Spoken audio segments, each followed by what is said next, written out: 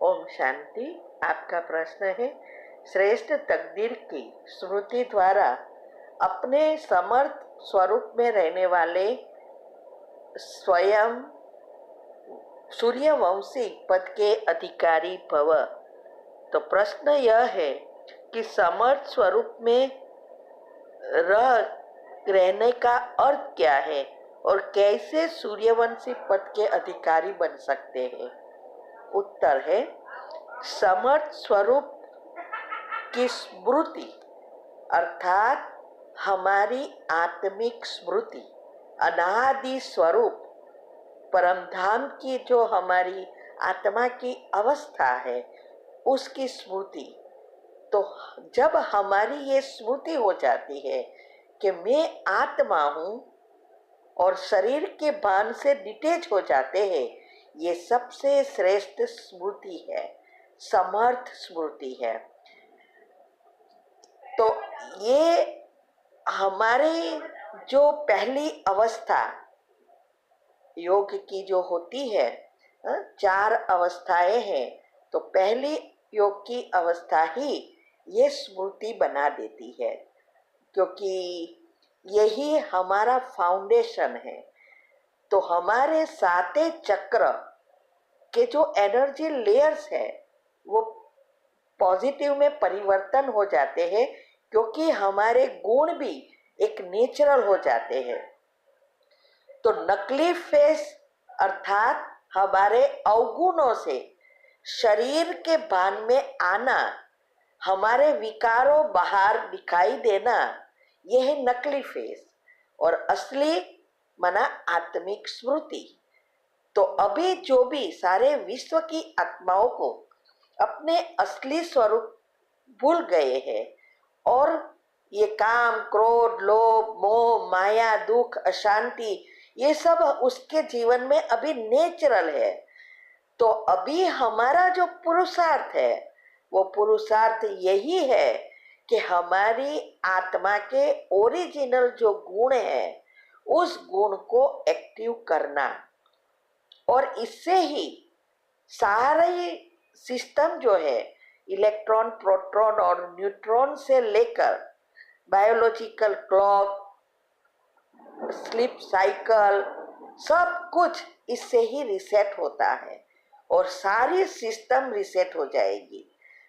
तो इसका पुरुषार्थ ही यह अनादि स्वरूप की स्मृति कि मैं आत्मा ये कर रही हूँ, ये सब आत्माएं हैं, कोई शरीर का जो भी हमारे संबंध है ये याद न रहे, ऐसी स्थिति बनानी है।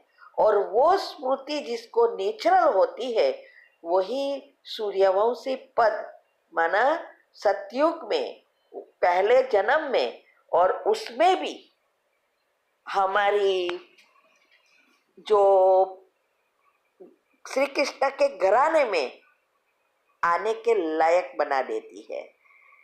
तो ये पुरुषार्थ जो हमारा है सब इसके लिए ही पुरुषार्थ करते हैं। बाबा भी कहते हैं ना कि अगर बाबा पूछता है तो क्या कहते हैं, सूर्यवंशी बनना है या चंद्रवंशी, तो सब कहेंगे सूर्यवंशी बनना है।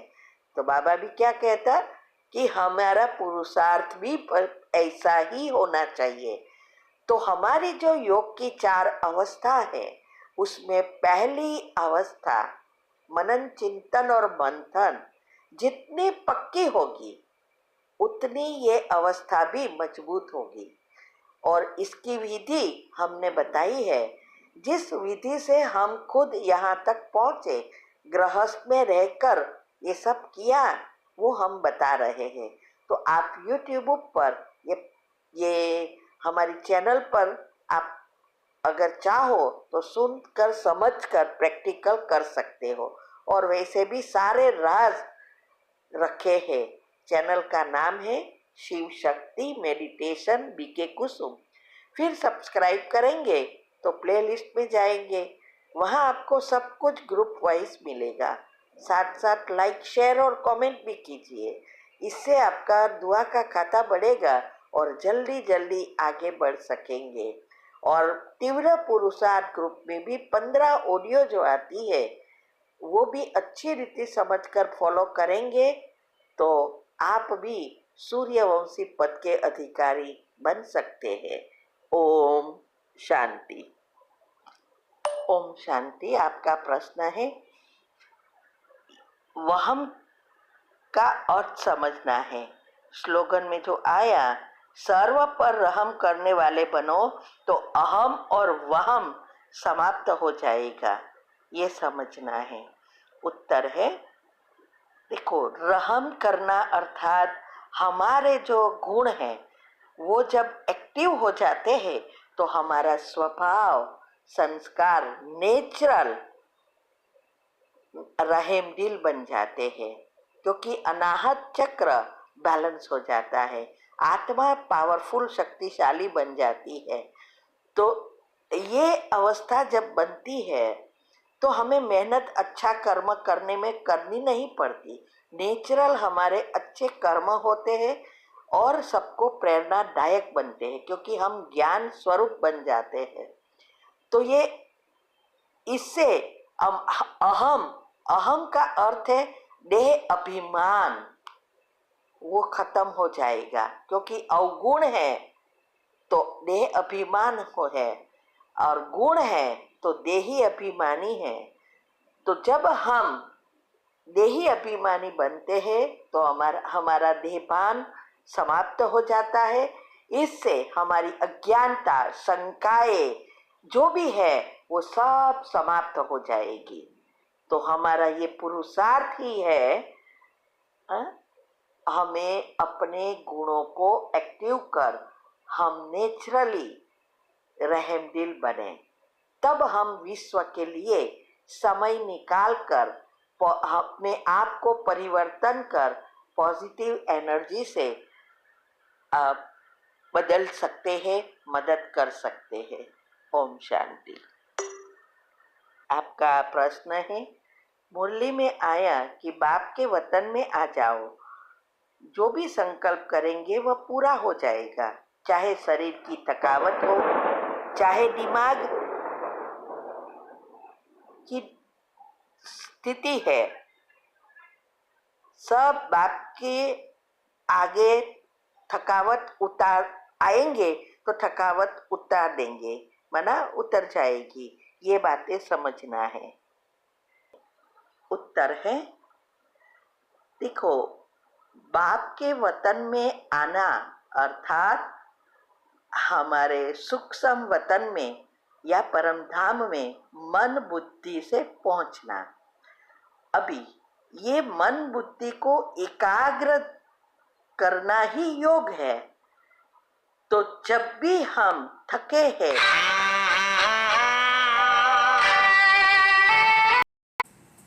आभार और बहुत बहुत स्वागत है दोस्तों ज्योतिष विज्ञान के इस ऐतिहासिक चैनल पर। और मैं हूं आप सबका एस्ट्रो दोस्त रुपेन आर शाह। जिस विचारधारा के साथ मार्च 2019 में हमने मास्टर की और सुवर्ण अक्षर शुरू किया था, उस फेज में अब हम एंटर कर चुके हैं।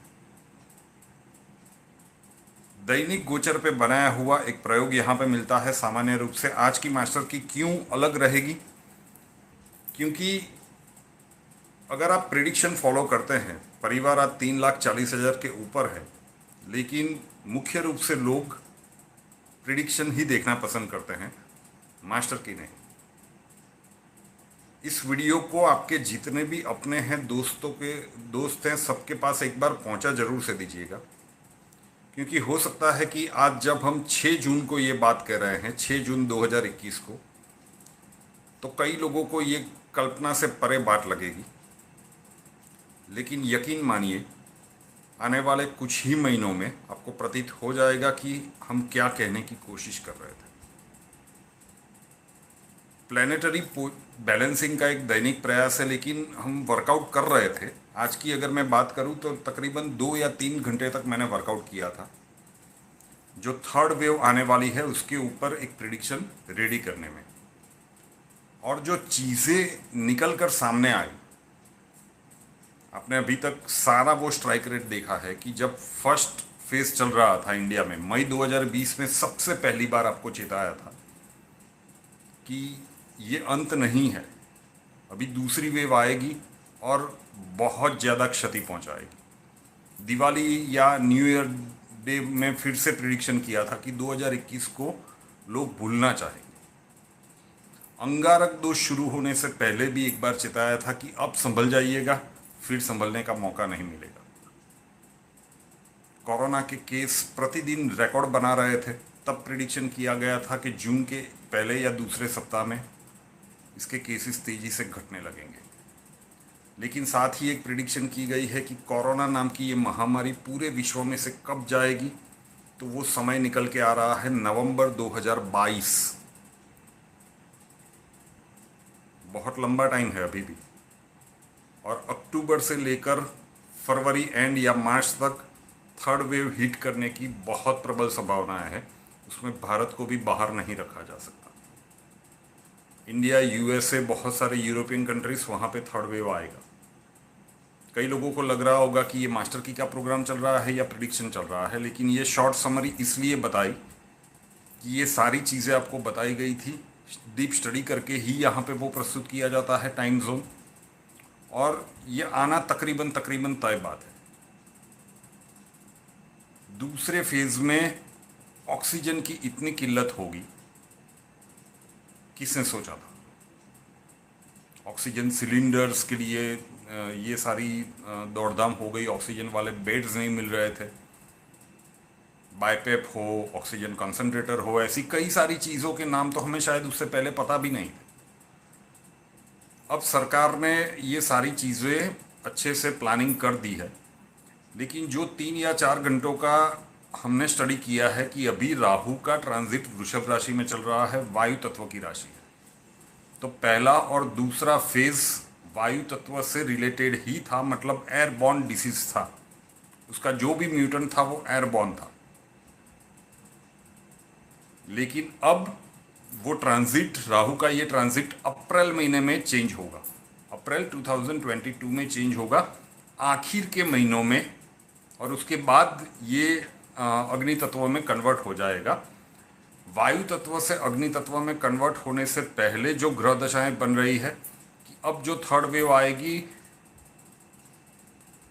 अभी तक मेरा कैलकुलेशन सही बैठा है, उसके ऊपर मैं कह रहा हूं कि थर्ड वेव इस बार पानी के जरिए आएगा। डायरिया और वॉमिटिंग जैसे एक सिंपल सिम्टम्स के साथ ये शुरू होगा और बहुत तबाही मचा सकता है। ये ऑक्सीजन की जितनी भी सप्लाई और सब कुछ सेट करके रखा है, लेकिन अगर पानी से आया तो तैयारियां अलग प्रकार की होगी, करनी होगी। 6 जून को ये बात कह रहा हूँ तो कई लोगों को ये कल्पना से परे लगेगा, लेकिन इस वीडियो को सेव करके रखिएगा और आपके जितने भी अपने हैं उन तक पहुँचा दीजिएगा, क्योंकि आने वाले कुछ ही महीनों में इसके सिम्टम्स आपको देखने को और सुनने को मिल जाएंगे। सीधा ही एक आज कोई मैं सुवर्ण अक्षर नहीं देने वाला हूँ, कोई दैनिक राशिफल नहीं देने वाला हूँ। बात इतनी गंभीर है इसलिए आपको ठीक से समझाने की कोशिश कर रहा हूँ। This is on the cards. एक सीधी बात हो सकती थी कि मैं मेरे जितने अपने हैं उन तक ये पहुंचा दूंगा, ये कर सकता था, लेकिन ये भी मेरा एक परिवार है, तो अगर आप लोगों तक ये बात नहीं पहुंचाई तो वो सबसे बड़ी बेईमानी होगी। तीसरा वेव जो भी आएगा वो पानी के जरिए ही आएगा। अब देखेंगे आने वाले समय में कि डायरिया और वॉमिटिंग बच्चों में ये बहुत ही ज़्यादा तेजी से स्प्रेड होगा। तो मास्टर की का प्रयोग 24 घंटों का एक प्रयोग होता है, लेकिन हो सकता है कि ये कल के दिन के लिए आप मास्टर की कर रहे हैं तो 24 घंटों के लिए ये प्रयोग करेंगे। लेकिन अगर विश्वास न भी बैठे तो ये वीडियो आपने सुना होगा, तो जब इसकी दस्तक सुनाई देगी उसके बाद इसे कंटिन्यू कीजिएगा। हो सके तो अभी से इसे करना शुरू कर दीजिए, तो शायद पछताने की नौबत ही नहीं आएगी। जब वो समय आएगा सितंबर एंड या अक्टूबर से, उससे पहले ही हम सचेत हो गए तो उस लफड़े में फंसेंगे ही नहीं। मान लीजिए कि नहीं किया, तो ये वीडियो देखा होगा तो याद तो आएगा कि किसी ने बताया था जून महीने में कि ये होने की संभावनाएं हैं। उसके बाद इसे करना शुरू कर दीजिएगा और जब तक वो ख़त्म नहीं होता डेली बेस पे कीजिएगा। पानी उबाल के पीजिए, सिंपल सी चीज़। कल की मास्टर की 24 घंटों का एक प्रयोग है, हो सके तो अब शुरू कर दीजिए, क्योंकि थर्ड वेव जो भी आएगा वो जल तत्व के थ्रू आएगा। वायु तत्व की राशि में अभी वृषभ राशि में राहु का ट्रांजिट हो रहा है।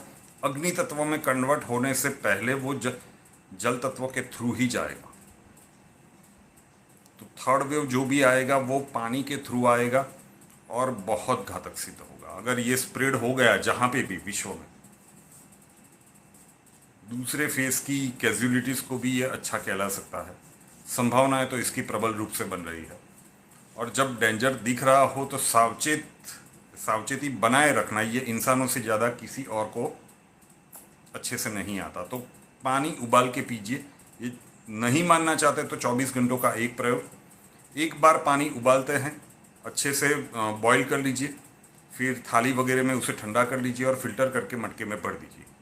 एक बार का उबला हुआ पानी अब आपने मटके में भर दिया तो तकरीबन 8 से 9 घंटे तक वो डिस्टिल वाटर रहेगा। उसमें नए प्रकार के विषाणु, किसी भी प्रकार के जीव की उत्पत्ति नहीं होगी। ठीक है, शायद आपने सुबह 8-9 बजे ये कर लिया तो वहाँ से 8 घंटे या 9 घंटे पकड़ लीजिए, वहाँ तक वो सेफ रहेगा। उसके बाद करना है तो फिर से एक बार कर लीजिए, थोड़ा सा काम बढ़ेगा आपका। लेकिन इतने साधारण से उपाय से अगर हम वही मटके वाला पानी फिर आप बॉटल में वगैरह में, जहाँ पे भी आप ऑफिस वगैरह में जाते हैं, जो साथ में ले जाइए। ये आने वाले समय में देखोगे, समय से पहले ये चीज़ कही जा रही है तो कई लोगों को शायद हजम नहीं होगी कि कुछ भी आ रहा है। अब जो आ रहा है वो आने वाले महीनों में पता चल जाएगा कि जो कुछ भी हम यहाँ पे कह रहे हैं वो कितनी हद तक सही होगा। ये ऐसी चीज़ है कि इसके ऊपर क्रेडिट लेने की कोई बात नहीं है, लेकिन अगर समझ जाते हैं तो बहुत सारे नुकसान से बच जाते हैं। सेकंड वेव में हम में से कईयों ने अपने स्वजन को खोया है, ऐसी सिचुएशंस में देखा है जो हम कभी अपने दुश्मन को भी ऐसी सिचुएशंस में देखना पसंद नहीं करेंगे। तो दूसरे फेज की जो विकराल स्वरूप था उसे भूलिएगा मत। तीसरे फेज को जनरेट ही नहीं होने देना है। इतने घंटे के वर्कआउट के बाद एक कंक्लूजन के ऊपर हम पहुंचे हैं कि तीसरा फेज, तीसरा वेव, जो कोई भी महामारी का नया स्वरूप लेकर आएगा वो पानी के थ्रू ही आएगा, जल तत्व के थ्रू आएगा। तो पानी उबाल के पीना शुरू कर दीजिए, एज सिंपल एज दिस। नहीं मानना चाहते तो ये कल की मास्टर की है, 24 घंटों के लिए मान लीजिए, जो आप डेली रूप से करते हैं। फिर जैसे ही ये न्यूज़ आपको देखने को और सुनने को मिले, उसके बाद माथा खटकाइएगा कि किसी ने बताया था जून महीने में कि this is on the cards, फिर संभल जाइएगा, क्योंकि उसके बाद शायद मौका नहीं मिलेगा। ये तय बात है। तो 24 घंटों के लिए करना चाहते हैं या फिर रेगुलरली करना चाहते हैं, ये अब आपके ऊपर निर्भर है। हमने अपना दायित्व यहाँ पे पूरा कर दिया। मास्टर की के स्वरूप में ही यहाँ पे वो आसान सा उपाय आपको बता दिया। एक बार पानी अच्छे से उबाल लीजिए, थाली वगैरह में ठंडा कर लीजिए, फ्रीज में रख के ठंडा नहीं करना, ठीक। फ़ैन वगैरह चला सकते हैं, ठंडा हो गया मटके में भर लीजिए। 8 से 9 घंटे तक किसी भी प्रकार का वायरस या बैक्टीरिया उसमें क्रिएट नहीं होता। एक बार अच्छे से उबाल लिया तो डिस्टिल वाटर टाइप का हो गया, फिल्टर करके भर लीजिए, फिर वही पानी पीजिए। उसके बाद दूसरी, एक तो दिन में शायद 2 बार आपको पानी उबालना पड़े अगर ख़त्म हो जाता है तो। सिंपल करते रहिए। इतने साधारण से उपाय से आप अपने को और अपने परिवार को सेफ रख सकते हैं। आपके जितने अपने हैं उन तक पहुंचाइएगा। कई लोगों को ये बात अभी भी कह रहा हूँ कि समझ में नहीं आएगी कि ये क्या है। सामान्य रूप से तो मास्टर की में ऐसा होता नहीं, लेकिन सामान्य रूप से 3 या 4 घंटे के वर्कआउट के बाद ऐसा कंक्लूजन निकलता भी नहीं।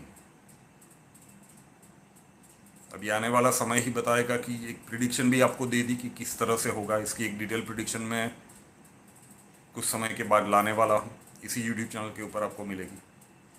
उपाय मैं पहले बता रहा हूँ, क्योंकि मास्टर की जितने लोग कर रहे हैं वो जितने भी अपनों तक पहुँचाते जाएंगे, ये चेन सर्कुलेट होती जाएगी, तो कम से कम एक बहुत बड़ी जनसंख्या तक हम पहुँच सकते हैं, तो बहुत सारे लोगों को बचाया जा सकता है।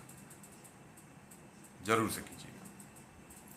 आज कोई सुवर्ण अक्षर नहीं, ब्लास्टिंग बर्थडे और एनिवर्सरी में तो कंपलसरी समझ लीजिए कल आपका जन्मदिन है 7 जून, या फिर 7 जून को आपकी मैरिज एनिवर्सरी है, तो आप चाहेंगे कि आपका आने वाला साल बेहतरीन हो, तो आप तो इसे रेगुलरली कीजिए। मान लीजिए अपने एस्ट्रो दोस्त की इस बात को, इसे रेगुलरली करना शुरू कर दीजिए।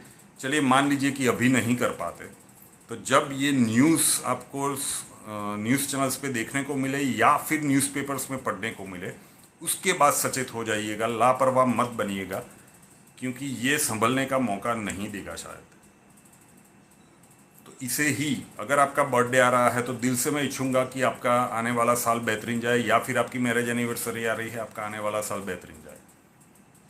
जब तक ये थर्ड वेव समाप्त नहीं होता तब तक इसे कीजिए, जरूर से कीजिएगा। चैनल को सब्सक्राइब नहीं किया है तो कर ले, साथ वाला बेल आइकन दबा दीजिए, और हमसे अगर लाइफ के किसी प्रॉब्लम के लिए सॉल्यूशन चाहते हैं, स्वागत है आपका। व्हाट्सअप नंबर थंबनेल में दिया हुआ है, कॉल मत कीजिएगा, कॉल्स हम नहीं ले पाएंगे। अपना नाम, बर्थ डिटेल्स और प्रॉब्लम्स व्हाट्सअप नंबर 9714443110 उसके ऊपर लिख दीजिए। अक्षय जी आपको वहाँ पे मिलेंगे, प्रोसीजर वहाँ पे समझा दिया जाएगा। नए वीडियो के साथ फिर मिलेंगे। जय हिंद।